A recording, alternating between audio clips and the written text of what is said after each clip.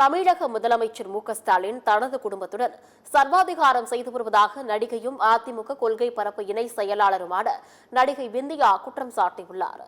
முன்னாள் முதல்வர் ஜெயலலிதாவின் பிறந்தநாள் விழாவை முன்னிட்டு திருவாரூர் மாவட்டம் மன்னார்குடியில் அதிமுக பொதுக்கூட்டம் நடைபெற்றது. இதில் அதிமுக கொள்கை பரப்பு இணை செயலாளர் நடிகை விந்தியா பங்கேற்று பேசினார். அப்போது மதுபானம் விற்றதனால் டெல்லியில் கெஜ்ரிவாலுக்கு, தெலுங்கானாவிலும் கேசிஆருக்கும், ஆந்திராவில் ஜெகன்மோகன் ரெட்டிக்கும் ஆட்சி பறிபோனது போல தமிழ்நாட்டில் ஸ்டாலினுக்கும் பறிபோகும் என சாடியுள்ளார். மேலும் ஹிட்லர், இடியமன் போன்றோர் சிங்கள் சர்வாதிகாரியாக இருந்ததாகவும், ஆனால் தமிழக முதலமைச்சர் மு.க.ஸ்டாலின் தனது குடும்பத்துடன் சர்வாதிகாரம் செய்து வருவதாகவும் விந்தியா குற்றம் சுமத்தினார்.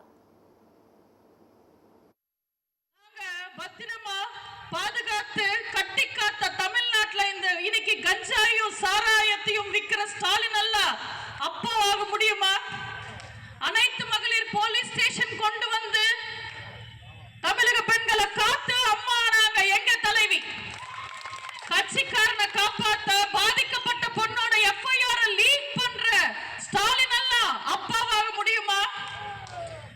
பொண்ண தொட்டா அவ எவ்வளவு பெரிய சாரா இருந்தாலும், மோரா இருந்தாலும், எவனா இருந்தாலும் டார் ஆயிடுவான்னு பயப்படுத்தி அம்மா நாங்க எங்க தலைவி.